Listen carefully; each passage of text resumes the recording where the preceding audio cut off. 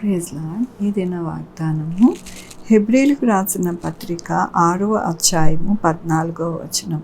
నిశ్చయముగా నేను నిన్ను ఆశీర్వదింతును, నిశ్చయముగా నిన్ను విస్తరింపజేతును. ఎంత గొప్ప వాగ్దానాన్ని దేవుడు మనకి అనుగ్రహిస్తూ ఉన్నారండి. నిశ్చయముగా అనగా ఖచ్చితంగా మనల్ని ఆశీర్వదిస్తారంట, మనల్ని విస్తరింపజేస్తారంట. మన జీవితాలలో విస్తరింపజేయాలని, ఆశీర్వదింపబడాలని ప్రతి ఒక్కరము కోరుకుంటూ ఉంటాం. మన బిడ్డలుగా మనము విస్తరింపబడాలి. అలాగే మనము అన్నిటితో అనగా ఐశ్వర్యముతో, ఆరోగ్యముతో, బలముతో, శక్తితో మనము దీవింపబడాలి అని మనము కోరుకుంటూ ఉంటాం. అదే దేవుడు ఈ దినమున సెలవిస్తూ ఉన్నారు. నిశ్చయముగా నేను ఆశీర్వదిస్తాను, నిశ్చయముగా నిన్ను విస్తరింపజేస్తాను అంటూ ఉన్నారు.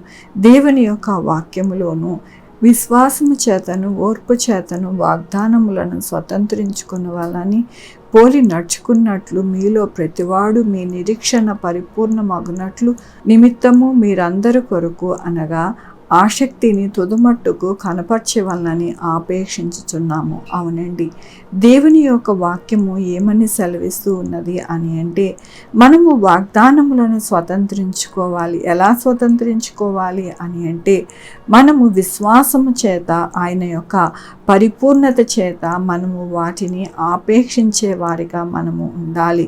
ఓర్పు చేత వాగ్దానాలను స్వతంత్రించుకోవాలి.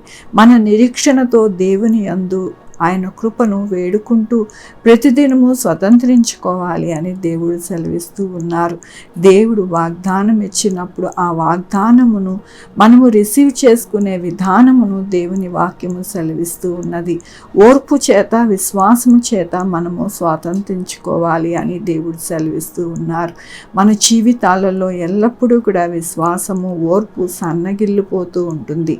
అయితే దేవుడు అంటూ ఉన్నారు, మిమ్మల్ని నేను వాడను, మిమ్మల్ని ఉద్ధరించేవాడను, మిమ్మల్ని లేవనెత్తువాడను అంటూ ఉన్నారు. కాబట్టి మన జీవితాలలో ఆయనే సమస్తమును చేసే దేవుడని విశ్వాసముతో, ఓర్పుతో ఆయన వైపు చూసినప్పుడు సమస్త కార్యాలు మన జీవితంలో జరుగుతాయని మనకి దేవుడు సెలవిస్తూ ఉన్నారు. మరి మనం ఎందుకు దిగులు పడుతూ ఉంటాము, మనం ఎందుకు బాధపడుతూ ఉంటాం, మనం ఎందుకు మరి తొందరపడుతూ ఉంటాము అని మనల్ని మనము చెక్ చేసుకుని దేవుని యందు ఆసక్తితో మనము ఆయన వైపు చూసినప్పుడు నిశ్చయముగా మనం ఆశీర్వదింపబడతాం, నిశ్చయముగా మనం విస్తరింపబడతామని మనము ఖచ్చితంగా ఈ దినమున దేవుడు మనకి మాట్లాడుతూ ఉన్నారు. కాబట్టి మన యొక్క జీవితాలలో మనము దేనికి కూడా భయపడక, దిగులు పడక ఆయన వాగ్దానములను స్వతంత్రించుకునేలాగున మన జీవితాలు కట్టబడాలని మనము ప్రార్థనతోనూ ఆయన యొక్క వాక్యములోను మనము నడవాలని ఈ దినమున దేవుడు మనతో మాట్లాడుతూ ఉన్నందుకు దేవునికి వందనాలు చెల్లిస్తూ ఉన్నాను. ఈ దినమున పుట్టినరోజు, పెళ్లి రోజు, అనేక శుభదినములు చేసుకుంటున్న వారందరికీ కూడా నిండారుగా శుభాకాంక్షలు తెలియజేస్తూ ఉన్నానండి. మీ జీవితంలో ఆశీర్వాదము, ఆయన కృప, ఆయన బహుమానము, ఆరోగ్యము అన్నీ కూడా మీకు అనుగ్రహించబడునుగాక. ప్రార్థించుకున్నామండి. యెహోవా దేవా, నా తండ్రి, నా ప్రభా, మీ కృపా కనికరస్తాను బట్టి నీకు వందనాలు, స్తుతులు, స్తోత్రం చెల్లించుకుంటున్నాను. గొప్ప దేవుడుగా మీరున్నారు నా ప్రభా. నాయన నిశ్చయముగా మిమ్మల్ని ఆశీర్దిస్తాను, నిశ్చయముగా మిమ్మల్ని విస్తరింపజేస్తాను అంటూ ఉన్నారు. వాటిని మేము స్వతంత్రించుకోవడానికి మాకు నాయన విశ్వాసము, ఓర్పు, సహనము మాకు అనుగ్రహించి మేము సంపూర్ణముగా మా జీవితాలకి నాయన వాగ్దానాలను స్వతంత్రించుకోవడానికి సహాయం చేయండి నా ప్రభా. ఇదేను మన పుట్టినరోజు, పెళ్లి రోజు, అనేక శుభదినములు చేసుకుంటున్న వారందరినీ దీవించండి, ఆశీర్వదించండి ప్రభా.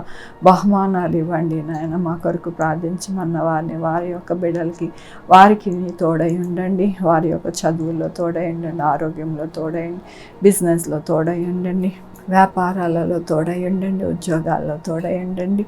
అన్ని విషయాల్లో సహాయం చేయండి. Sugar, BP, thyroid, heart problem, kidney problem, AIDS, cancer, నరాల బలహీనత, పెరాలసిస్, గ్యాస్ట్రిక్ ట్రబుల్, ప్రతి విధమైన అనారోగ్యాన్ని తీసివేసి స్వస్థపరిచే అని నేను అన్నారు నాయన. 2 వీలర్, 4 వీలర్, బస్సెస్, ట్రైన్స్, ఏరోప్లేన్లో ప్రయాణిస్తూ ఉన్న వారికి సురక్షితమైన ప్రయాణము వారికి అనుగ్రహించండి నా ప్రభా. ఎగ్జామ్స్కి తోడై ఉండండి. జాబ్ లేని వారి జాబ్ తెచ్చింది, జాబ్ పోకుండా సహాయం చేయండి.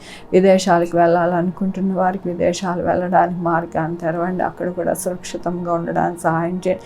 కరోనా కానీ ఏ వైరస్ కూడా నాయన నా తండ్రి రాకుండా సహాయం చేయండి. వరదలు, భూకంపాలు, నాయన సునామీలు ఏవి రాకుండా సహాయం చేయండి. వైరల్ ఫీవర్స్ రాకుండా సహాయం చేయండి. దగ్గు, జ్వరము, జలుబులు రాకుండా సహాయం చేయండి. నాయన ప్రతి బిడ్డకి మీ కంచి వేసి మీ కాపుదలను అనుగ్రహించి నడిపించమని కోరుకుంటూ నా ప్రభు, నా రక్షణ యేసుక్రీస్తు పరిశుద్ధమైన నామమున అడిగి వేడుకుంటున్నాను తండ్రి. ఆమేన్. తండ్రి, కుమార, పరిశుద్ధాత్మ సదాకాలము మనందరికీ తోడై ఉండును గాక.